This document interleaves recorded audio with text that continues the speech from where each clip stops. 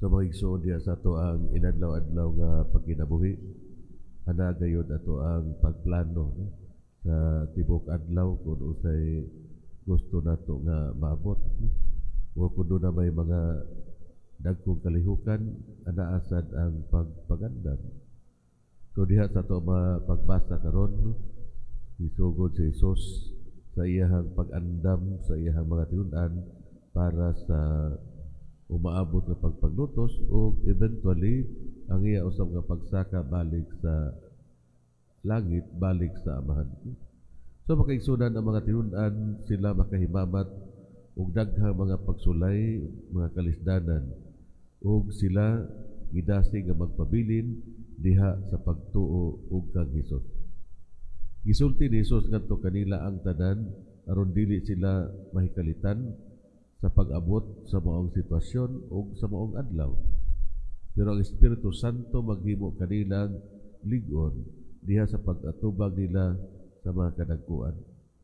Ang Espiritu Santo magtabang kanila nga madaugon batok sa puwersa sa dautan. Gisulti o gidawat ni Jesus nga si bisan kinsa nga musunod kaniya makasinati usab sa iyahang mga nahiaguman. Ang si bisan kinsa nga mosunod kaniya makasinati siyang mga pag-antos o kasakit. Tungod ni Jesus, kita makahimamat og mga pagpanglutos.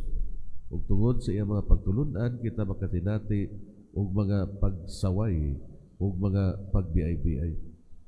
So mga igsoon sa panahon nga ana ang kalisdanan ug ang pagpanglutos, ato ang hinumduman nga wala kita mag-inusara.